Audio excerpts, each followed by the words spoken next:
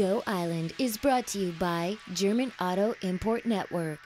You've probably heard at some point that investing in real estate is the sure way to get rich. Well, there's a lot of myths associated with that, lots of opportunities for success as well. We're going to talk to someone who knows all about it today on Go. On today's show, making ceramic art for the world from Lanceville. Can Melanie make Employee of the Month? And Clocked with Todd Jones. That and more in the next 30 minutes.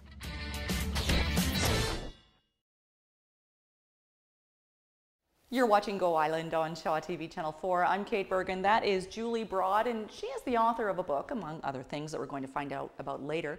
More Than Cashflow, the real risks and rewards of profitable real estate investing. There are many myths around investing in real estate successfully, and we're going to address some of those directly today on Go. But first, I had the privilege, the honor, the opportunity of spending some time with a local clay artist who just so happens to be the second most collected clay artist in North America. She's actually quite famous, and she lives, as we mentioned, in Lanceville.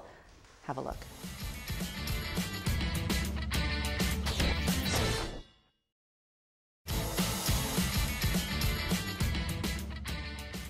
Claywork Studio is hosting a tea, an open house tea, this Saturday, September the 28th from 1 until 4. The address 7060 Alds Road, that's Upper Lanceville. There will be tea to be had, some laughter yoga going on as well. You can meet Heather in person, see some of her work, and all proceeds from any sales that day will be going towards a Haven Society here in Nanaimo. You're watching Go Island on Shaw TV Channel 4. I'm holding this book. It was written by Julie Broad, who is very successful in real estate investing.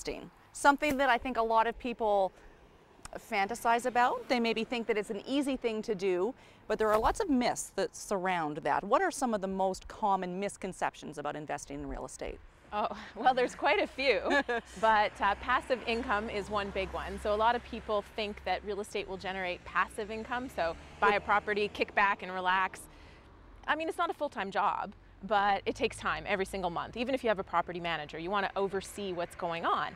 So passive is just one of those words that lets you think you can get six-pack abs without working out. Right. It just doesn't happen. And there's that saying that if you've heard something that sounds too good to be true, then it probably is, and real estate certainly is no exception. What about getting your family and friends involved? You can borrow money from, dad or something. Hey, you know what? They're the easiest source of money, but they're also the most emotionally expensive, because you can borrow money, but it changes your relationships.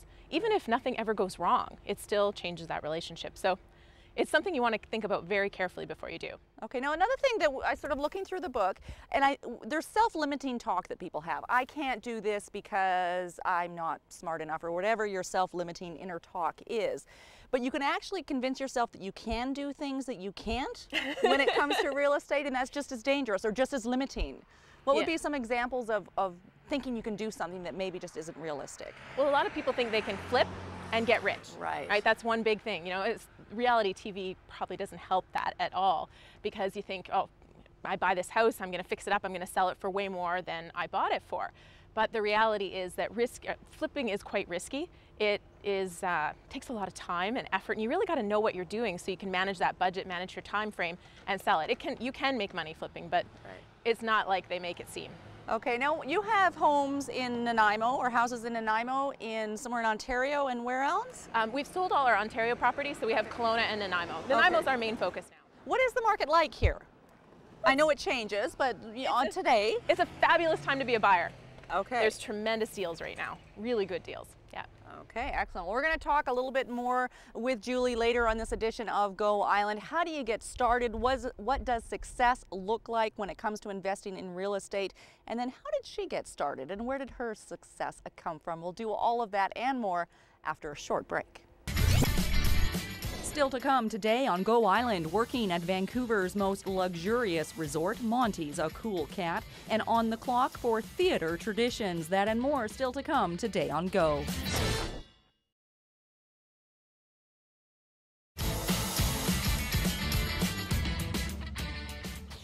You're watching Go Island on Shaw TV Channel 4, and today we're talking about, first of all, some of the myths about finding success in investing in real estate, and then ways that you can succeed. We're going to talk to Julie Broad, who has found success in investing in real estate. But first, we're going to head over to Vancouver. The Fairmont Pacific Rim Hotel is one of Vancouver's most luxurious hotels, and Melanie Panetta is determined to be Employee of the Month. Here's another installment of Hired Learning.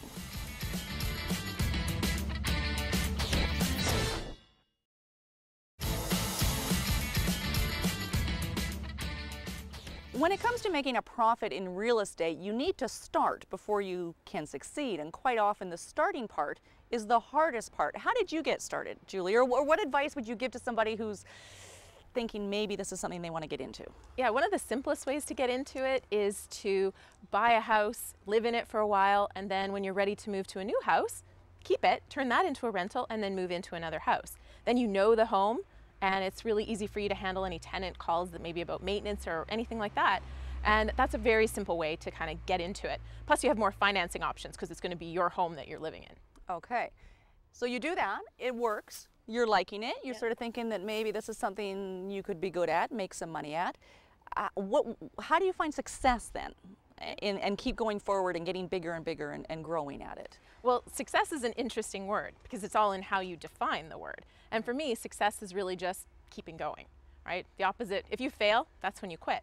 So, or if you quit, that's when you fail, I should say. Right. So success is really just keeping going. With real estate, the longer you hold it, over time, that mortgage gets paid down more and more and more. And really, it's like someone else is putting money in your savings account with that mortgage pay down, even not including the other two ways you make money, which is the cash flow as well as the appreciation, right? If the house goes up in value over time, which typically they do, you make a lot of money that way. So there's three different ways to really succeed in real estate. Okay, it is sort of the trick is to ride out when things start going down, and if your house devalues or something goes on in the neighborhood, don't freak out.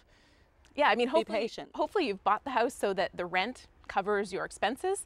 So then the value of the house, you can ride it, right? Because somebody else is paying those expenses every single month or helping you with paying those expenses so that, you know, over time you can hold on to it comfortably. Okay.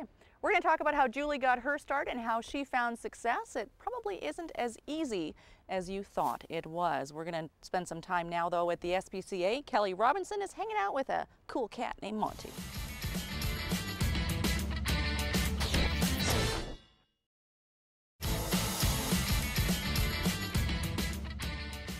You're watching Go Island on Shaw TV Channel 4. Today we're speaking with Julie Broad. She's written a book called More Than Cash Flow, The Real Risks and Rewards of Profitable Real Estate Investing.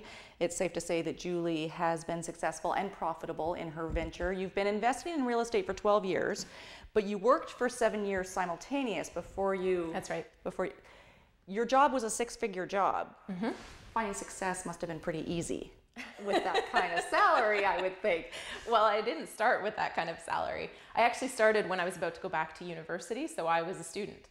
And I just kept living frugally. I actually slept on a mattress on the floor for 2 years rather than spending money on a bed so that I could save money, so that I could invest it, so that I could get started. Okay, now how much, so you're saving money on a bed, what, that's $800, $400? That seems like such a small amount when you're looking at investing in something like real estate, but every bit counts is what you're saying. Every bit counts. I mean, I didn't buy a lot of furniture. I didn't spend money on eating out. I saved for 2 years so that I had money to invest, and I bought 2 properties with that savings, and that's how I started. Okay. Now you're having an event at the Harbourfront Library on Saturday the 28th from 2 until 3:30. What kind of stuff are people going to learn from you on Saturday? We'll do Q&A, so if they have questions about investing in real estate, especially in Nanaimo, because that's our market, that's where we live, that's where we own a lot of property, they can ask questions, and we'll talk also about how to get started and steps to follow so that it's, you know, you minimize the risks. There's always risks, but you minimize the risks and maximize the rewards. And what do you get out of this? Why would you want to help other people succeed in real estate? Well, we had a really wild ride, right? My husband Dave and I, when we started investing, the first couple properties went well, but then we got sidetracked and we bought some properties that were very problem filled. And really, I want to help people avoid that pain and enjoy the rewards, because real estate is a great way to build your wealth. And a lot of people are worried about their pensions, they're delaying retirement. This is one way that they can have money building up while they're going towards retirement. Speaking with Julie is making me wonder what I've been doing with my life for the past 30 odd years, but that's nothing to be thinking about right now. What we should be thinking about is stumping the boys in another edition of Clock. Todd Jones and Derek Johnstone are set loose on the streets of Nanaimo this time around, looking for clues about traditions in theater.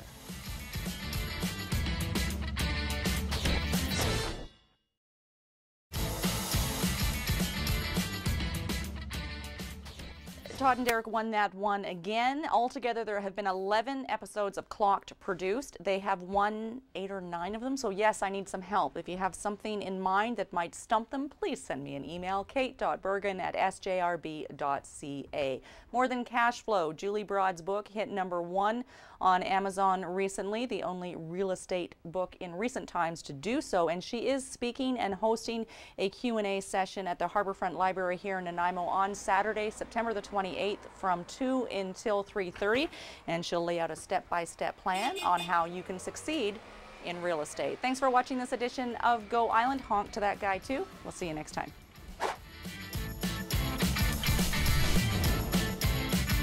Go Island is brought to you by German Auto Import Network.